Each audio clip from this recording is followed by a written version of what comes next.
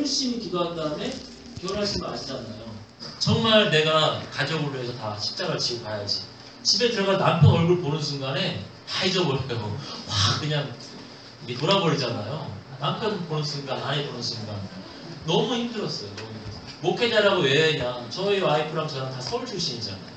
그리고 서울에서 대학교 나왔고, 그리고 대학원에서 그냥 열심히 공부해서 교수님들한테 인정받고, 그래서 서울에 있는 그냥 멀쩡한 교회 깔끔하게 사역하고 젠틀하고 항상. 그러니까 이게 포장이 되어 있는 거예요. 포장이 되어 있는 거죠. 그러니까 저희들도 그냥 참고 지내는데 문제를 모르겠는 거예요. 그러다가 제가 이 말씀을 깜짝 놀랐어요. 이 말씀을 보고. 목회 개척한다고 나왔어요. 호기롭게 나왔죠. 호기롭게 나왔습니다. 대형교회 그 안전한 걸 버리고 이제 정말 지난해 이제 어른들 사역하고 제가 되게 굉장히 잘 사는 우리나라의 상 1% 지역에서 사역을 했었거든요. 그러면 거기서 좀 버티면 그냥 집도 나오고 차도 나오고 그냥 살 수 있어요. 그런데 이건 아닌 것 같다. 하나님 믿는 사람인데 뭔가 고난도 없고 고민도 없고 그냥 가는 거예요. 내가 잘하고 있는지 모르겠고 딱 나왔는데 안 되는 겁니다. 안 되는 거예요. 그리고 안 되는 걸 되치고 우리 부부간의 관계 속에서 트러블이 많이 생기는 거예요. 같이 사역할 때는 포장되어 있고 남들 체면이 있으니까 싹 가리고 사는데 정작 아무도 안 보니까 아무도 보는 사람이 없으니까 자기 실체가 드러나잖아요. 여러분 그런 책도 있잖아요. 아무도 보는 이 없을 때. 아무도 그런 책이 있어요. 베스트셀러가 있습니다. 그래서 여러분 아무도 보는 이 없을 때 혼자 남아보면 딱 아시잖아요. 내가 누군지 내 마음에 무엇이 있는지 알잖아요. 교회에서 기도하고 열심히 찬양을 돌았을 때 집에서 몰려오는 죄에 대한 유혹, 허무함, 분노, 염려. 전도사님, 목사님이 강대상에서 염려하지 말라고 하나님 함께 하신다고 아멘 하면 눈물 흘리는데 집에 가면 그대로 상황은 그대로잖아요. 그럴 때 고민이 많은 거예요. 그래서 제가 이 말씀을 봤습니다. 이 말씀을 봤는데 제가 사도행전을 굉장히 많이 봤어요. 이 교회가 부흥되는 얘기잖아요. 성령님 역사하신 얘기잖아요. 그래서 성령님 사도행전 보면서 성령님을 찾았어요. 그런데 제가 그게 아니라는 거를 최근에서 알게 됐습니다. 여기 보면 뭐라고 됐냐면 사도행전 17장 제 성경에 좀 다를 수 있어요. 제가 옛날 성경이라서 알지 못하던 시대에는 하나님이 강같이라고 되어 있죠. 허물치 아니하셨거니와 이제는 어디든지 사람을 다 명하사 회개하라 했으니 이는 정하신 사람으로 하여금 천하를 공의로 심판하라를 작정하시고 이에 저를 죽은 자 가운데서 다시 살리신 것으로 모든 사람에게 믿을 만한 증거를 주셨느니라. 이 모든 사람이 믿을 만한 증거. 하나님은 믿을 만한 증거를 주고 믿으라고 하시는구나. 저는 그냥 믿었거든요. 전 모태신앙이라서 그냥 말씀 믿었어요.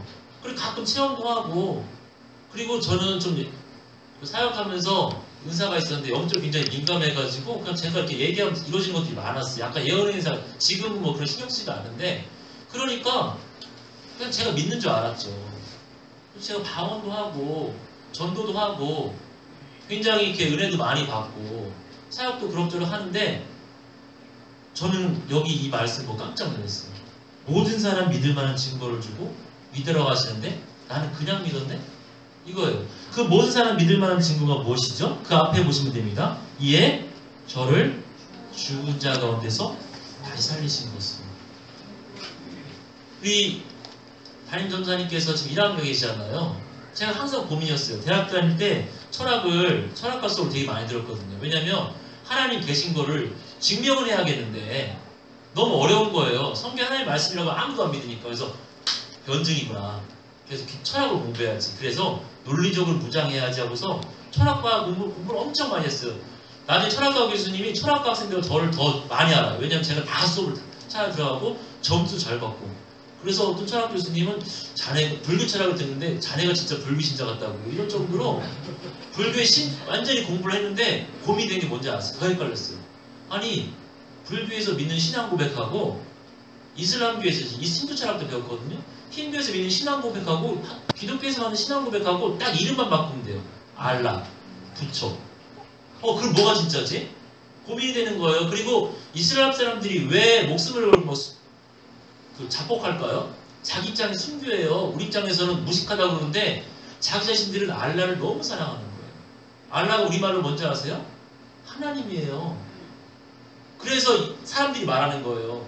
종교가 통합이 가능하다.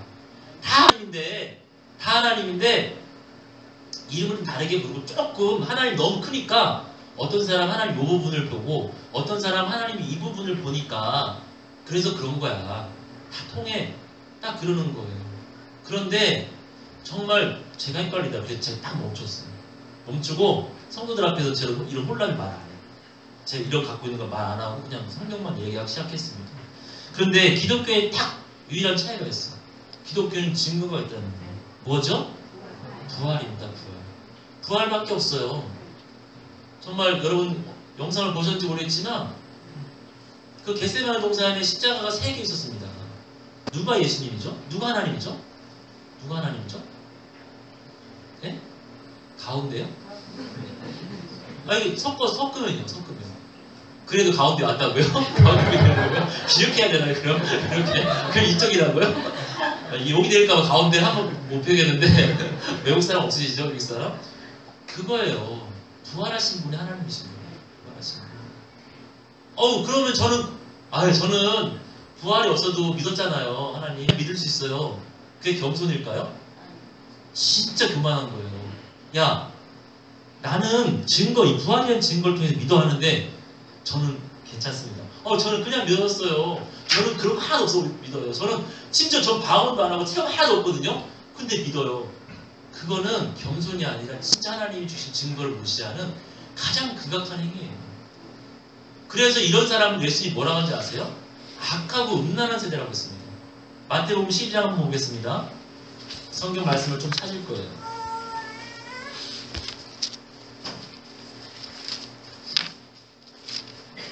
마태복음 12장 38절 39절 읽겠습니다.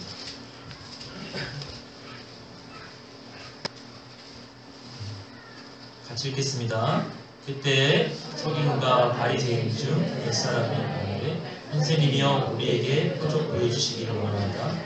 예수께서 대답하여 이르시되 악하고 음란한 세대가 표적을 구하나 선지자 요나의 표적밖에는 보일 표적이 없느니라.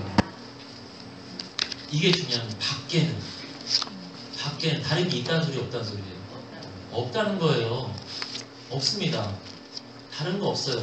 예수님이 우리의 주인이시잖아요. 예수님의 말씀이 더 사실이니까 우리가 믿는 내가 갖고 있는 게 더 중요합니다. 예수님 하신 말씀이 예수님이 요나의 표적 그게 뭐죠? 부활이에요. 부활. 요나가 밤낮 사흘 큰 물고기 배속했던 것 같이 인자도 밤낮 사흘 그렇게 땅속 어둠에 있으리라 말씀하십니다. 밖에는 nothing but, 영어로 nothing but, 한 글자로 하면 한 단어로 하면 except. 그거 왜 없다는 소리예요. 예수님은 너 나 믿고 싶어. 사람들이 그랬어요. 하도 예수님이 하나님이라고 하니까 야 너 네가 하나님 증거 말해봐. 그때 뭐라고 했냐면 예수님이 다른 거 말할 수 있죠. 야 내가 무리를 걸은 거 못 봤어? 못 들었어 얘기? 야 내가 오병이 한 거 못 들었어 너네? 그렇게 말 안 했어요. 악하고 음란한 세대가 표적을 구한대요. 그렇지만 인자는 선지자 요나의 표적밖에 볼 표적이 없다고 그랬어. 밖에 없대요. 그래서 악하고 음란하다고 하는 거예요. 왜냐하면 나는 이렇게 관계를 맺고 싶다. 나는 이렇게 너에게 믿게 해주고 싶어. 부활. 그런데 너네는 다른 표적을 요구하는구나. 그게 뭐죠? 간음이에요. 간음이에요. 여러분 아무리 사랑 많다고 남편이 사랑 너무 많은 남편이에요. 그래서 집에 다른 여자를 데려와요. 와이프가 4명이야. 그게 사랑이 많은 거예요? 그 음란한 거잖아요. 음란한 거예요. 사랑을 인간적인 기준으로 따지면 안 되는 거예요. 예수님이 하신 말씀 그대로 믿어야 되는 겁니다. 요나의 표적. 이건 예수님이 이렇게 말했고 사도행 전에 오늘 모든 사람이 믿을 만한 증거를 부활을 주셨다고 말하는 겁니다. 이분이 계신 거예요. 내 느낌과 감정과 상관없이 이분은 지금 여기 계신 거예요. 여러분 안 느껴지면 하나님 계시고 안 계시고 느껴지면 하나님 계시는 거예요? 아니잖아요.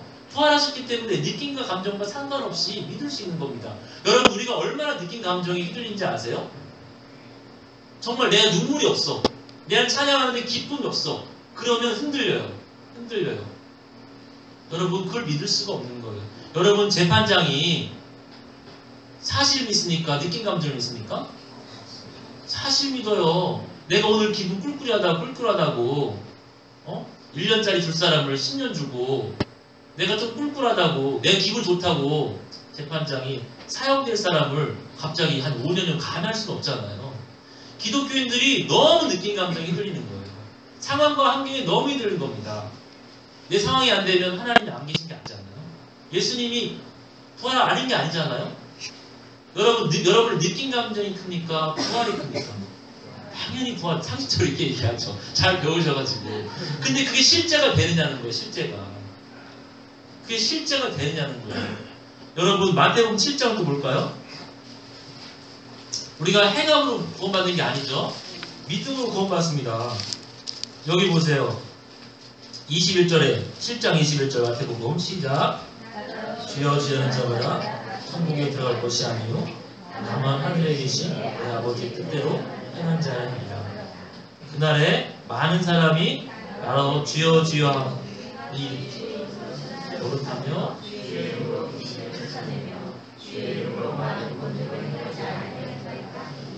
23절까지가 읽겠습니다.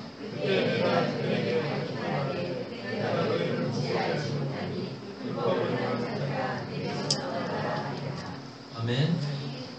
야, 대단한 사람들이죠. 주의 이름으로 선지자 노릇했대요. 말씀을 잘 전했다는 거예요. 설교를 너무 잘한 거예요. 설교를 너무 잘한 겁니다. 그리고 뭐 했습니까? 심지어 귀신을 쫓아냈대요. 저는 뭐 선지자 노릇했으니까 그랬다 쳐더라도 저는 귀신 쫓아낸 적은 없거든요. 저는 뭐 귀신 본 적도 없고 뭐 가끔 감지는 하지만 실제로 본 적은 없어요. 쫓아낸 적도 없고. 여러분 귀신 쫓아낸 분 계신가요? 없죠? 그 다음에 뭐라고 했습니까? 주의 이름으로 많은 권능. 여러분 이 중에서 권능을 행하신 분, 무리를 걸으셔 보신 분, 감기라도 기도해서 고쳐 보신 분, 다른 사람 없잖아요. 여러분들 근데 이런 사람들 예수님 모른대요. 지금 공부지 알지 못하는 불법을 행하는 자들이라고 했습니다. 이런 분들도 천국에 못 가면 우리는 갈 수 있겠습니까? 잘 대답을 안 하시는데 안 넘어오시네. 행함으로 구원받는 건 아니죠. 믿음으로 구원받죠.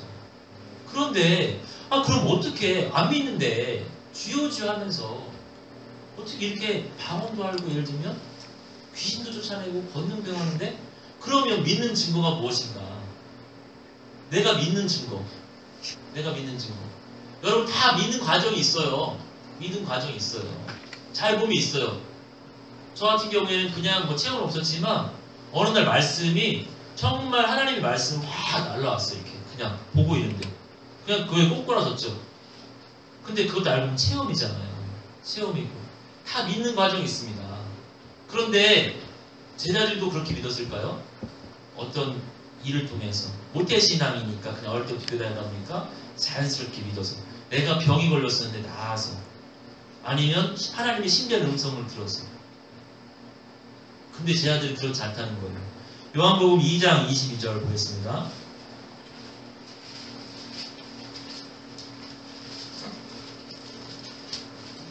요한복음 2장 20절 신약성경 145쪽 요한복음 2장 20절 같이 읽겠습니다. 죽은 자 가운데서 살아나신 후에야 제자들이 이 말씀하신 것을 기억하고 성경과 및 예수하신 말씀을 믿었다. 언제 믿었대요? 살아나신 후에. 여러분들 제 아들이 3년에서 3년 반 동안 예수님을 쫓아다녔어요. 저는 이해가 되지 않았습니다. 왜냐하면 어떻게 그렇게 많은 기적을 했는데 특히 베드로 같은 경우 무리를 걸었잖아요. 물론 빠지긴 했지만 기적이잖아요. 진짜 너무 신기하잖아요. 저는 이렇게 뛰어보니까 떨어지거든요. 근데 베드로 걸었어요. 그리고 제 아들 입장에서 얼마나 신났겠습니까? 자기가 막 떼어주는데 계속 나와. 5,000명이 너무 신기할 것 같지 않아요? 제자들 입장 한번 생각해 보세요. 심지어는 썩은 내가 풀풀 나는 나사로가 막 이러 나오니까 야 풀어주라고 그거. 세마포 좀 풀어주라고. 그랬어. 아니 그런 거 봤으면 못 믿겠습니까? 베드로가 다 봤잖아요. 그러니까 예수님께서 뭐라고 했냐면 인자가 고난을 받고 죽을 것이라. 그리고 3일 후에 살아날 것이라고 딱 했을 때 베드로가 딱 뭐라 하는지 아세요? 다 부인하고 도망갈 거라고 했는데 자기는 절대 그러지 않을 거라고. 그게 거짓말이었을까요? 진심이에요. 진심이에요. 여러분들도 진심으로 하나님, 요번엔 다시 하나님 제가 원망하지 않을게요. 그러잖아요. 진짜 그 거짓말을 여러분들이 그런 고백하겠습니까? 그때는 진짜잖아요. 그러니까 여러분들이 얼마나 진실되게 진심으로 고백하느냐가 중요한 게 아니라 그 마음 중심이 뭐가 있느냐가 중요한 거예요. 그런데 다 부인해. 다 도망갔어. 다 도망갔어. 다 도망갔어. 십자가 앞에서. 믿은 게 아니죠. 신념이에요. 신념. 그거는 신념. 나는 이렇게 하겠습니다. 이렇게 하겠습니다. 자기 의지죠. 자기 의지. 여러분 자기 의지 지킬 수가 없어요. 자기 신념은 죽음 앞에서 다 무너지게 되어 있습니다. 그래요. 그런데 제 아들이 언제 믿었어요? 이분이 딱 부활했어요. 떡하니 부활하니까 이제는 부인하고 싶어도 부인할 수가 없어요. 왜냐하면 이분이 부활했으면 십자가에 죽으신 분이 누구죠? 그냥 사람이에요? 하나님 되는 거예요. 하나님으로 인정된 거예요. 하나님으로. 지금 찾지 않겠지만 로마서 1장 4절 성결의 영으로는 죽은 자 가운데서 부활하여 능력으로 하나님의 아들로 인정되셨다. 이분이 부활하신 다음에서야 진짜 하나님이 인정되신 거예요. 그전에는 그냥 사람으로 살았다는 말이에요. 사람으로. 여러분들 사람도 기적을 할 수 있어요. 불교 신자, 불교 중도 귀신을 쫓아낼 수 있어요. 그리고 이슬람교 구루도 사람을 고칠 수 있어요. 그렇다고 그게 하나님일 수는 없어요. 죽습니다. 죽어요. 그렇지만 예수님은 부활하셨습니다. 죽고 부활하신 분은 이분밖에 없습니다. 이러기 때문에 모든 기독교의 신앙이 이거예요. 이거. 부활. 여지까지 우리 신앙은 너무 십자가 사랑하는 분 많죠.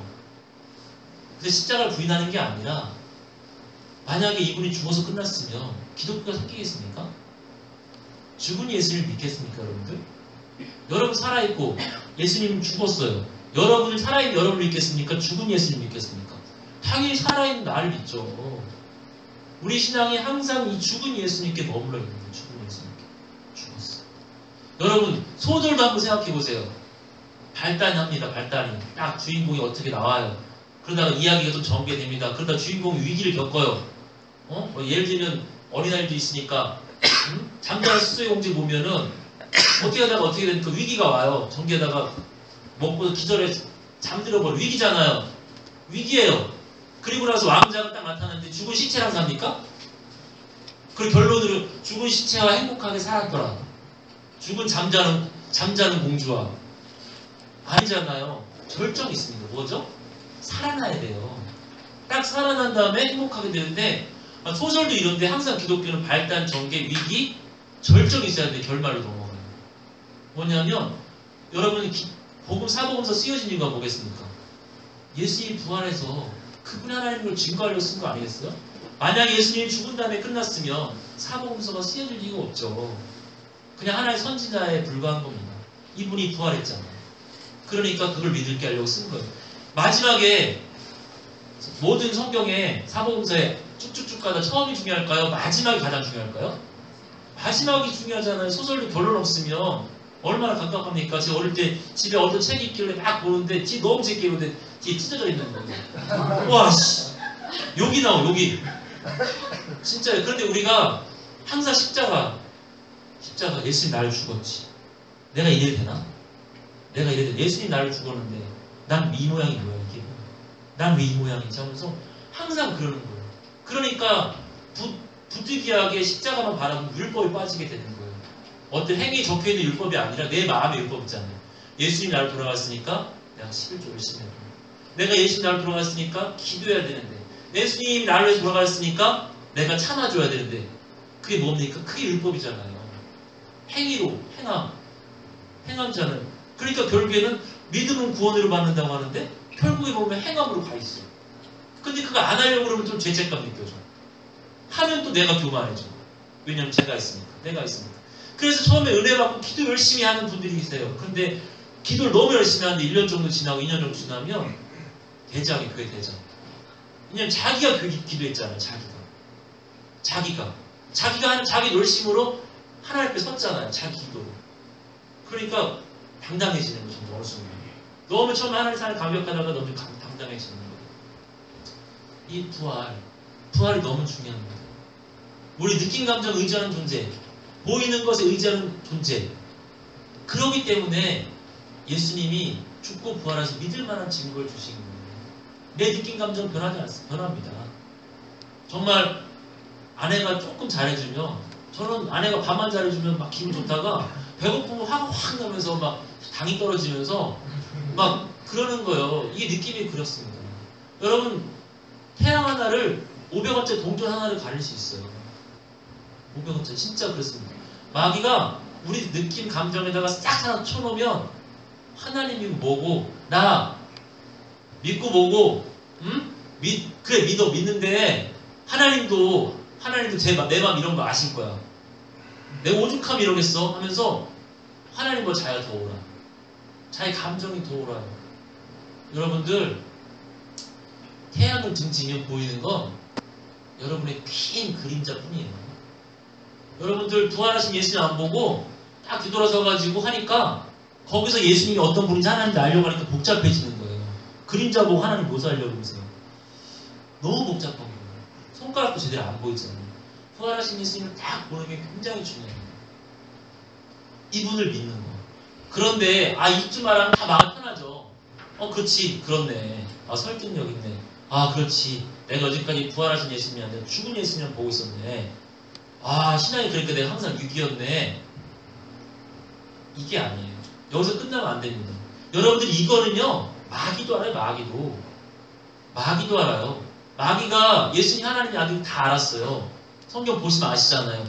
그럼 마귀가 천국 갑니까? 아니에요, 지옥 가요.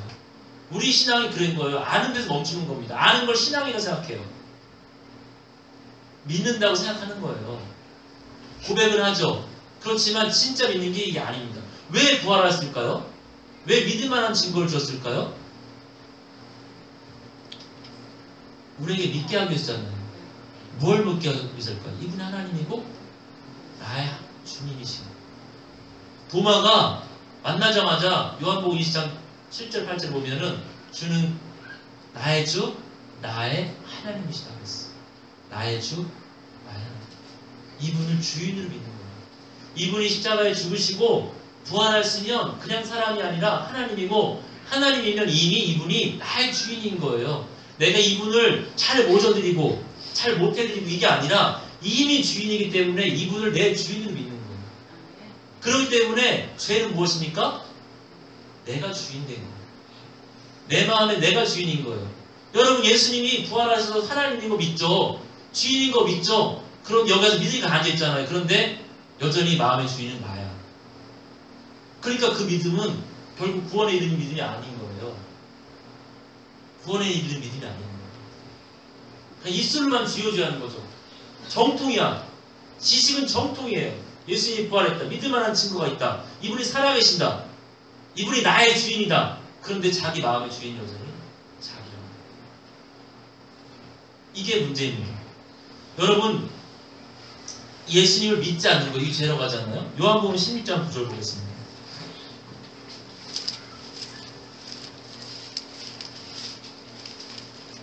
16장 9절 같이 읽겠습니다. 죄에 대하여라면 그가 나를 믿지 아니하느냐. 단수로 되어 있거든요. 죄가 단수. 그 영어 성경에 옛날에 대문자로 다 딱 해놨어요. 뭐냐면 근원적인 죄라는 거죠. 근원적인 죄. 근원적인 죄. 예수 믿지 않는 거. 왜 죄겠어요? 예수 믿지 않는 거. 이분이 하나님이신데 십자가에 못 박혀 이 땅에 오셔가지고 사람의 몸을 입고 얼마나 힘들겠어요. 얼마나 힘들겠어요. 저는 지금 안 믿으시겠지만 살이 한 몇 킬로 쪘어요. 그래서 옷이 좀 작아졌어요. 작은 옷 입고 있는데 좀 불편해요. 근데 예수님이 하나님이 사람을 몸을 입고 와서 왜 오셨을까요? 그리고 십자가에 죽었어요. 그리고 부활했어요. 얼마나 많은 수고를 감당하신 겁니까? 우리를 구원하시기 위해서. 그리고 믿을 만한 증거로 부활을 줬잖아요. 그러면 십자가에 죽으신 분은 하나님인 거예요. 부활을 볼 때. 그럼 십자가 감격이 너무 크지 않겠습니까? 이제까지는 배워서 십자가에 죽으신 분 하나님이지. 이렇게 하는데 부활 딱 보는 순간 그냥 알아버리는 거 제 아들처럼. 십자가가 너무 커지는 거죠. 십자가의 사랑이 너무 감동. 하나님이 주신 거야? 진짜네? 그리고 부활해서 믿을 만한 증거를 줬는데 안 믿을 때 이분이 얼마나 서운하시겠습니까? 마귀는 구원할 수 있는, 구원받을 수 있는 기회를 주지 않았지만 우리에게는 구원받을 수 있는 기회를 주신 거예요. 그런데도 불구하고 믿지 않는다. 이건 중심이 마귀보다 더 악다른 거죠. 정말 그런 거예요. 우리가 믿지 못할까봐. 안 보이는 걸 못 믿으니까. 보이지 않는 게 너무 취약하니까. 영적인 세계에 너무 취약하니까. 천국을 말하지만 천국이 안 보여서 이 땅에 매어 살기에 바쁜 우리들인 게 아니까 믿을 만한 흔들리지 않도록. 내 마음 흔들 때도 부활만 딱 보도록. 이렇게 하는데도 불구하고 내 마음의 중심에 이분을 믿지 않는다. 이게 너무나 무서운 죄인 겁니다. 여러분, 이게 근원적인 죄예요. 예수 믿지 않은 죄가. 예수 믿지 않은 죄. 여러분들 내가 뭐 했다. 사람을 죽였다. 내가 간음을 했다. 여러분, 부활하신 예수님의 피면, 십자가에 죽이신 피가 하나님의 피면 그 모든 죄가 없앨 수 없을까요? 있죠. 이스라엘 구약시대에는 1년에 한 번 암송아지를 잡아서 제사를 지내면 1년 동안 진 백성의 죄가 없어졌어요.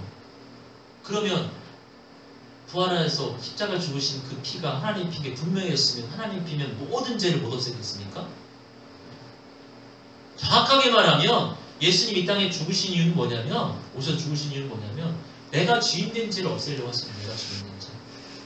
여러분들 속는 거예요. 여러분들 아담이 지은 죄가 무엇입니까? 원죄라고 하죠. 원죄란 말 들어봤죠? 얼마나 얇았습니까? 본 적도 없는 놈 때문에.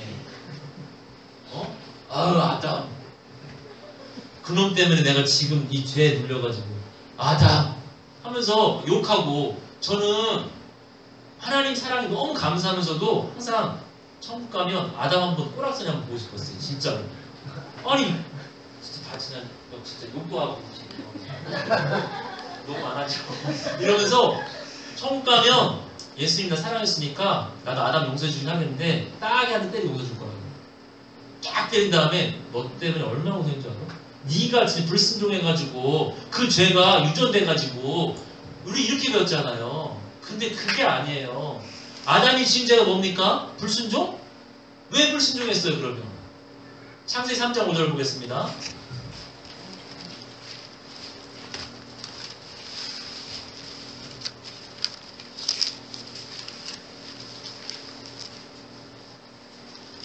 창세기 3장 5절 같이 읽겠습니다. 너희가 선악을 못나는 눈이 밝아져 하나님같이 되어 선악을 알 줄 하나님이 아십니다.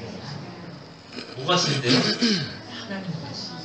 내 마음에 내가 하나님 됐다는 거예요. 그게 죄예요. 아담이 지은 죄가 애매하게 마귀를 가려놓은 거예요. 마귀가 율법에 매이게 하려고, 십자가에 매이게 하려고, 행위에 매이게 하려고, 내 감정에 매이게 하려고 애매하게 만들어 놓은 거예요. 정확하게 창세기에 기록되어 있잖아요. 창세기에 하나님과 같이 된다. 이 마음 중심에 내가 하나님과 같이 된 마음이 있는 거예요. 이 마음, 모든 문제의 근원 이겁니다. 내 마음에 내가 주인인 거예요. 여러분 돈이 없어서 문제가 아니에요. 여러분 힘든 게 아닙니다. 여러분들 부부관계가 안 좋아서 나쁜 남편 만나서 여러분 힘든 게 아니에요. 좋은 남편 만나서 좋은 것도 아니에요. 모든 문제의 원인 하나님. 내 마음에 내가 하나님입니다. 내가 하나님. 그러니까 집에 하나님, 예수님 믿는다고 하지만 하나님이 둘이야. 하나님이 둘이야. 그럼 하나님 둘이면 거룩하고 좋겠다 이게 아니잖아요. 서로 판단하는 거잖아요. 판단하는 거. 심판하는 거잖아요. 이 선악을 분별한다는 게 뭡니까? 내가 기준이 되어가지고 너 잘못됐어. 너 잘못됐어. 그러니까 서로 판단하다 보니까 진짜 힘들어지는 거죠. 아까 말했잖아요. 여기 예수님을 믿고 부활한 걸 다 믿으면 이분이 나의 주인, 하나님을 믿는다고 앉아있지만 내 마음의 중심은 나야. 아이 설마 내가 하나님 안 믿겠어. 내 마음이 뭐. 그리고 내 마음을 살펴보지 않는 거예요. 내 마음 중심이 얼마나 악랄한지 보지 않아요. 그래서 난 예수님 믿는데 남편이 변화되지 않아서, 난 예수님 믿는데 애들이 말썽을 피워서 내가 힘들다고. 아니에요. 예수님을 믿지 않아서 힘든 거예요. 모든 문제의 원인은 하나. 내가 주인 된 거. 그럼 모든 문제의 답은 하나. 예수님을 주인으로 믿는 거. 주인으로 믿는 겁니다. 주인으로. 그냥 예수님이 십자가에 못 박혀 죽었으니까 이것 내 죄를 위해서 돌아갔대. 이것을 믿으면 구원받는데 하니까 동의. 동의가 아니에요. 동의가. 아까 말했잖아요. 마귀도 안다고 예수님이 하나님의 아들인 거. 천국 못 가요. 로마서 5장 12절 보겠습니다.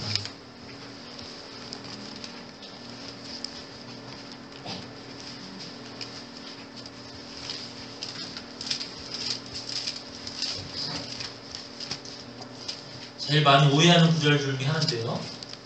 로마서 5장 12절입니다. 이러므로 사람으로 말미암아 죄가 세상에 들어오고 죄로 말미암아 사망이 왔나니 이와 같이 모든 사람이 죄를 범했으므로 사람에게 이르느니라. 이거를 아담 때문에 들어왔다 이렇게 요 구절만 잘 보시면 되는데 어려우신데 뭐냐면 중요한 말씀 이와 같이 혹시 영어 성경 갖고 계신 분 계신가요? 없으신가요? 예. 한글 너무 사랑하셔서 이와 같이 이게 like this입니다. like this. 세단으로 하면 in this way. 무슨 말이냐면 이와 같은 방식으로 죄를 졌다는 거예요. 이와 같은 방식. 아담과 똑같은 방식으로. 여러분 선악 안 따먹었잖아요. 이거 골치 아파지는 겁니다. 나 선악 안 따먹었는데? 나 그럼 천국 가네? 이게 아니라 아담의 중심에 마음의 중심에 내가 하나님 되고자 하는 그 마음 그 똑같은 죄를 우리가 지었다는 거예요. 이거는 느낌과 감정과 상관없이 내가 너무 죄인인 걸 많이 느껴져야 죄인인 거고 좀 덜 느껴지면 나가 좀 양심에 화인 맞았나? 이게 아니에요. 사실을 접근해야 돼요. 사실. 내 마음의 지금 중심이 누가 있지? 이걸 냉정하게 물어봐야 되는 거예요. 사실로. 눈물이 날 수도 있고 안 날 수도 있습니다. 그래서 중요한 건 뭐냐면 내 마음의 중심에 누가 주인인지 저는 목회를 10년 거의 10년 하고 대학 1학년 때부터 선교단체에서 리더하고 헌신하고 대학교 때 이미 새벽마다 말씀을 전하고 과로에 가서 쓰러 죽을 뻔한도 하고 막 이랬어요. 그런데 왜 이렇게 힘들지? 왜 변화가 없지? 그리고 왜 혼자 있을 때 내 마음에 일어나는 그 혼란들 이건 뭘까? 근데 내 마음의 중심에 내가 있구나. 그러니까 내 마음 중심에 내가지고 설교하고 내 마음 중심에 내가 사역하고 내 마음에 내가 주인 돼가지고 선교 나가고 이러니까 분열이라는 거예요. 다 자기가 주인이니까. 뭐 교리의 차원 때문에 뭐 우리가 분열이라는 게 아닙니다. 내 마음에 내가 주인이니까 사소한 거 갖고 목숨 거는 거예요. 사소한 거. 변화가 증거가 아니에요. 내 와이프가, 내 아내가, 내 부모님이, 내 자녀가 변하면 나는 신앙생활 잘할 수 있어. 이게 증거가 아니에요. 증거는 부활밖에 없습니다. 부활이 증거예요. 예수님이 그래서 부활이라는 증거를 주시는 거예요. 여러분 혹시 주변 사람들이 힘드니까 그 사람이 너무 안 변해요. 인격이? 그게 증거가 아니잖아요. 그 사람이 변하든 안 변하든 예수 믿는 데는 아무 장애가 없어요. 왜냐하면 부활하신 증거가 있습니다. 내가 부활하신 예수님이 이렇게 큰데 이걸 딱 바라보지 않고 내 마음에 항상 문제에 딱 가 있으니까 이게 더 커 보이죠. 결국엔 시선 싸움이에요. 시선 싸움. 이분을 주로 모시고 이분이 나 주인이시다. 그럼 지금 사방을 우겨싸움을 당해도 내가 이분만 바라보겠다. 돈이 없어. 건강이 안 좋아. 그럼 예수님 부활 안 한 겁니까? 오늘 어디서 꽁돌이 생겼어. 그럼 예수님 계신 거고요? 왜 꽁돌이 더 큰 거죠, 그러면? 어느 날 남편이 잘해서 아들이 말을 잘하고 공부를 잘했어. 그럼 뭐 미래가 밝아져. 잘 살 것 같아. 이것도 이게 증거인 거예요. 여전히 내 마음에 내가 주인 되는 거예요. 이게 너무나 악랄한 겁니다. 내가 마음이 주인 되지 가장 악랄하니까 전쟁 일으키고 싸우고 가장 작게는 이 마음 중심에 누가 주인이냐. 너무 중요합니다. 로마서 10장 9절에 뭐라고 되어 있습니까? 로마서 10장 9절에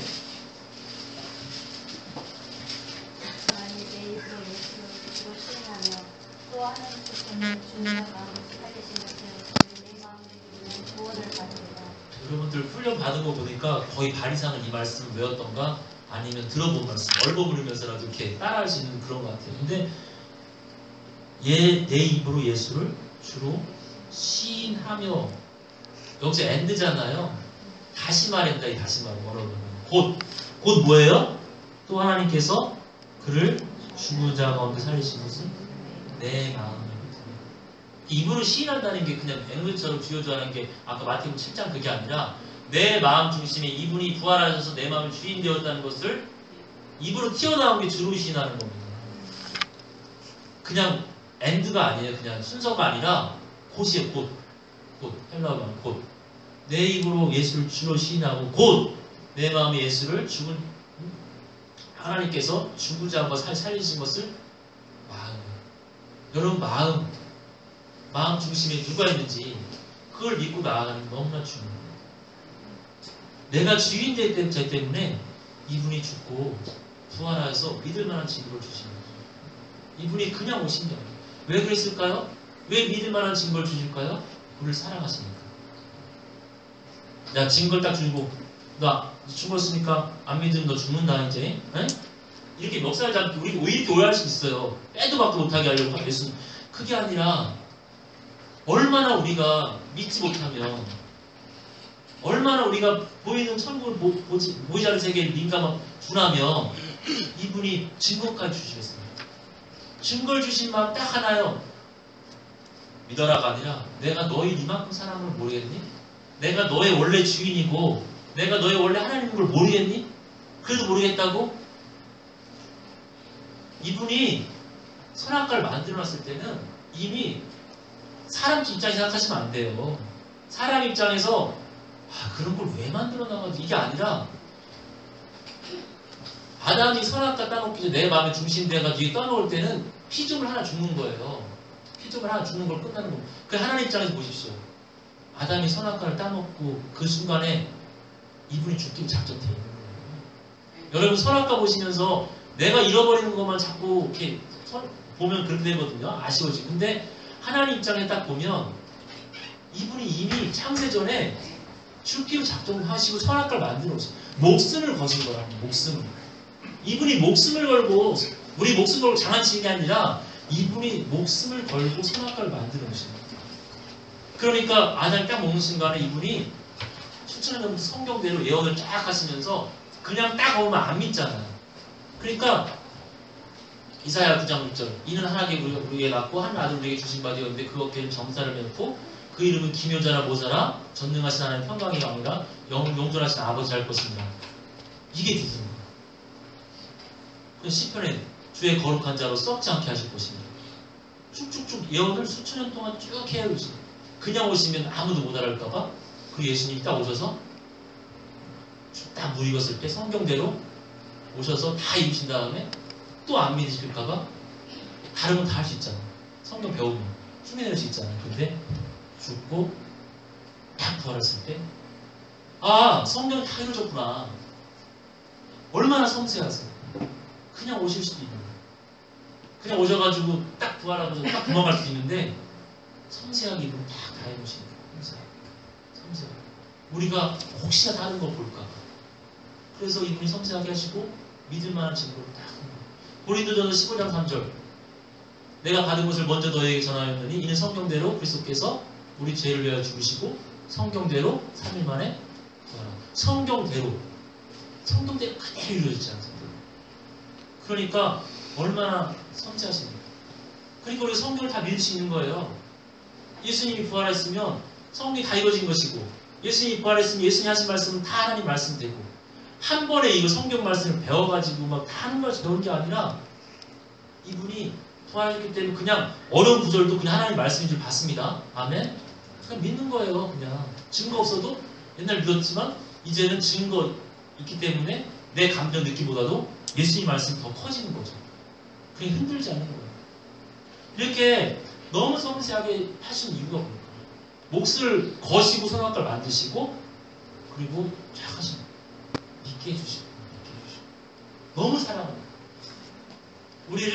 우리가 주인되어 사는 것이 너무나 고단하고 비참하고 무엇보다 지옥에 막에 끌려가는 걸 알기 때문에 이분이 그런 지금도 많은 사람, 모든 영혼이 할 수 있으면 구원받게 하신다고 하잖아요.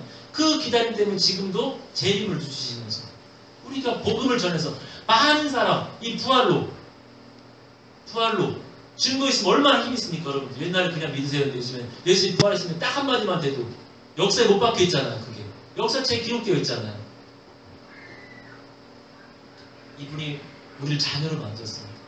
하나님의 형상대로 만들었다는 건 신적인 존재라는 건데, 그 말은 뭐냐면 하나님 자녀로 만들었다는 거예요. 우리 피조물로 단지 피조물로 하는 게 아닙니다.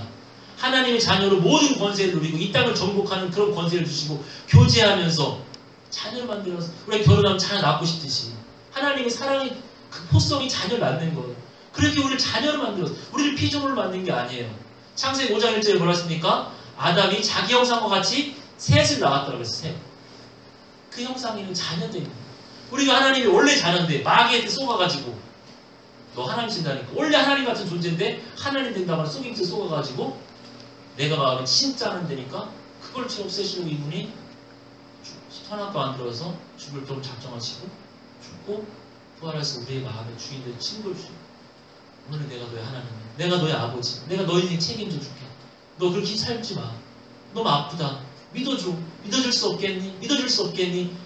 이 부활은 그냥 증거가 아니라 논리적이고 아주 이렇게 변증적으로 그런 논리학이 아니에요. 하나님의 모든 마음 담겨있는 절실한 사랑 고백이에요. 야, 그래도 못 믿겠니? 나 살아있잖아. 네 마음의 주인 된 거 그것만 내려놓고 내 마음에 네 마음에 나를 주인으로 맡겨. 그럼 인도줄게. 자기 아들을 아끼지 않고 내어주시니까 그 아들과 함께 모든 것을 은사로 우리에게 주시지 않겠어요? 이 주인 되는 것도 마귀가 오해요. 다시 내가 하기 싫은 일만 시키고 하고 싶은 날 때는 뒤에서 멱살 잡고서 태클 거시는 거. 그게 아닙니다. 이분이 목숨까지 바친 게 부활을 통해서 너무나 강해지잖아요. 그러면 이분이 우리의 주인, 이분이 우리의 주인. 그러면은 모든 걸 주겠다는 거예요. 모든 걸 주겠다는 거예요. 천국을 주겠다는 거예요. 그리고 이 땅에서 천국의 삶을 하나님이 계신 거 천국이잖아요. 이분이 예수 믿을 때니 성령이 딱 들어와서 천국을 내야 해요. 상황과 환경이 흔들리지 않으면 천국을 주시겠다고 하는데 그런데도 불구하고 부활과 다른 걸 더 크게 잡고 있고 그건 내가 주는 거죠. 예수님 믿는다고 하지만 그렇지 않아요. 저는 이것을 알고 굉장히 충격을 어떻게 마귀가 정말 부활을 가리는 거예요. 고린도후서 4장 4절에 뭐라고 했냐면 이 세상의 신 마귀가 믿지 않는 자들의 마음을 혼미케 해서 하나님의 영광의 복음의 광채를 가려요. 영광의 광채가 뭡니까? 부활의 광채잖아요. 죽은 게 아니라 그걸 막 가리고 있대요. 그러니까 마귀가 이 시간도 예수님을 주인 믿는 자들에게도 될 수 있으면 혼미를 주고 부활보다 내 상황을 크게 만들어요. 여러분 마음 중심에 예수님이 여러분의 주인 되기를 예수님의 이름으로 축원합니다. 말씀을 마치도록 하겠습니다. 이 시간 잠깐 기도했으면 좋겠는데요. 정말 이거 느낌과 감정과 상관없습니다. 내가 뭐 얼마나 죄인이 느껴지냐 이게 아니라 부활을 통해서 이분이 하신 우리가 죄인이라면 죄인인 거예요. 부활하신 예수님이 하신 말씀이 네 마음에 네가 주인이라고 하면 주인인 겁니다. 이 시간 다시 이 시간 고백할 때 하나님 제가 주인 되었던 죄를 회개합니다. 부활하신 예수님 내 마음에 들어와서 저의 주인 되어 주시옵소서. 이제 다시는 제가 주인 되어 살지 않고 예수님을 주인으로 모시고 평생 이 땅 천국 살고 죽어서 천국 가는 그런 복된 삶 살게 해주셔서 우리에게 확실한 증거, 사랑의 증거, 믿을 만한 증거를 주신 하나님 감사합니다. 이 증거만 붙들고 갈 수 있는 주의 귀한 자녀 되게 해 주시옵소서. 같이 주여 한번 가겠습니다. 주여 주시옵소서. 여기 마음의 가정 가운데서 하나님 교회 가운데 구원 이루어 주시옵시고 하나님 예수님이 구원하신 예수님이 믿을 만한 증거를 주신 이 증거만 붙잡고 내 마음의 주인 되었던 것을 회개하고 이 구원하신 예수님을 내 마음의 주인으로 믿을 수 있는 힘 주고 하나님 역사를 일으켜 주셔서 성경의 강권제 역사에 주셔서 우리 마음에 하나님 계시죠 회개 역사에 일어나게 해주시옵시고